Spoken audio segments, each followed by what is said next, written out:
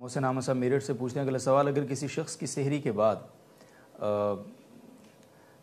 ایسا کچھ عذر اس کو پیش آ گیا بیوی کی وجہ سے، نیز کسی ایسے روزوں کی تعداد اسے معلوم نہیں ہے، مطلب اس حالت میں جتنے روزے ہوئے، جبکہ یہ واقعہ مختلف رمضانوں میں کئی بار پیش آیا، تو کیا حکم ہوگا؟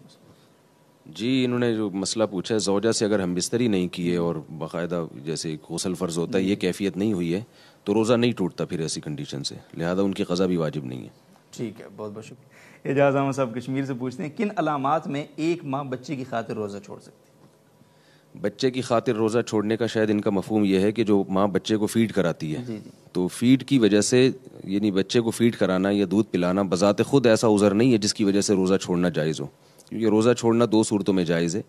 بیماری میں اور سفر میں۔ تو اگر اس خاتون کو، کوئی بھی خاتون ایسی کمزور ہیں کہ وہ بچے کو فیڈ کرانے سے ان کو کمزوری اتنی زیادہ ہوتی ہے کہ چکر آنا شروع ہو جاتے ہیں، یا یہ کہ دودھ پورا پیدا نہیں ہوتا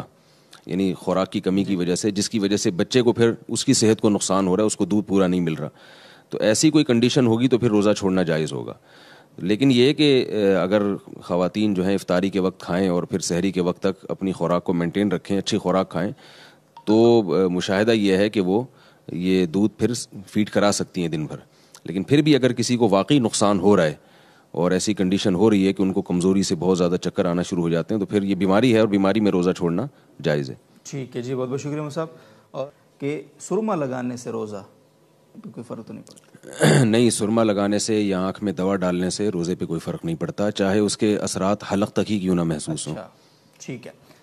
بہت شکریہ مصعب۔ غلام مجتبیٰ صاحب ڈنڈو سمرو سے سوال ہے ان کا، روزہ کھولنے کی دعا روزہ کھولنے کے بعد پڑھنی چاہیے یا پہلے پڑھنی چاہیے؟ کسی چینل پر سنا ہے کہ دعا کے ترجمہ کے مطابق دعا بعد میں پڑھنی چاہیے، رہنمائی فرما دے، جیسے وثبت الاجر پہ انشاءاللہ جو ہے یہ۔ بعض حضرات نے وہ چینل پہ میں نے بھی سنا ہے کہ وہ کہتے ہیں کہ اللہم لک صمت، یہ ماضی کا صیغہ ہے، وعلی رزقک افطرت، تو میں نے افطار کر لیا، تو وہ اس سے دلیل بناتے ہیں کہ یہ افطار کے بعد ہے، گویا میں کر چکا ہوں۔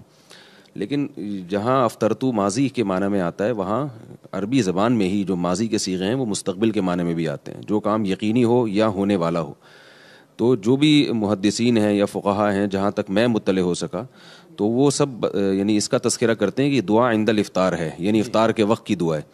تو اس سے جو متبادر ہوتا ہے معنی افطار کا وقت، وہ وہی ہوتا ہے کہ جب ہم افطار کرنے کے لیے بیٹھے ہوں اور بالکل افطار کرنے والے ہوں، متبادر ہوتا ہے۔ لیکن بہرحال یہ کوئی یقینی چیز نہیں ہے کہ اس پر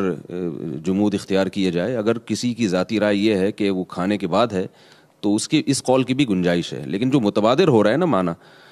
وہ متبادر یہی ہو رہا ہے جو محدثین یا فقہا ذکر کرتے ہیں کہ عند الافطار کا مطلب افطار کے وقت۔ البتہ جو دوسری دعا ہے کہ ذهب الظما وابتلت العروق وثبت الاجر انشاءاللہ تعالی،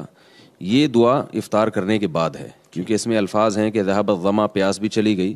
اور رگیں بھی تر ہو گئیں اور اجر اللہ کی طرف سے ثابت ہو گیا روزے کا۔ بہت شکریہ سب کے